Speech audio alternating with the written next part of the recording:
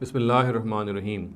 Regarding Islamic worship rituals, the misconception I'd like to bring into discussion today relates to a particular issue, a particular state in which we think that our wuzu has terminated, and that is, does sleep nullify our wuzu?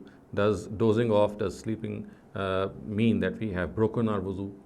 Now, it needs to be understood that as far as things which invalidate our wuzu or terminate our wuzu are concerned, we all know them by the sunnah of the Prophet Muhammad sallallahu alaihi wasallam, and we find that there is no such thing as that sleeping breaks our wuzu.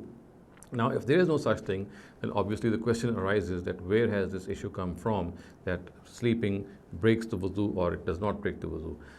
Let me clarify that this issue has sprung from certain narratives which say opposite things. So there is one category of narratives which says that, from which we can deduce that sleeping does not terminate wuzu, and then there is another category of narratives from which we deduce that when we doze off and we go to sleep, then this does break our wuzu.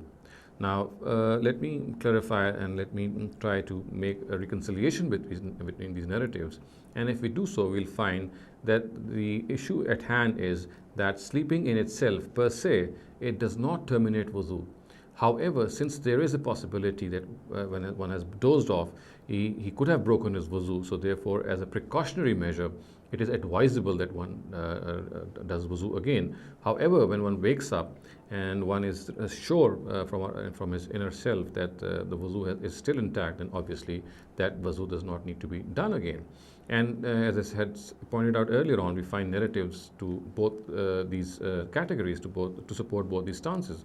Thus, for example, we find Hazrat Maimuna, one of the wives of the Prophet Muhammad sallallahu alaihi wasallam, and she is reported to have said that the Prophet Muhammad sallallahu alaihi wasallam once, when he was sleeping in her room, he started to snore.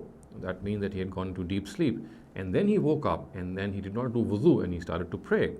Similarly, there is a narrative which says that the companions of the Prophet Muhammad sallallahu alaihi wasallam would doze off in the mosque, and they would doze off, and their heads would swing in sleep, but till when they got up, they would not do wudu and just offer the prayer.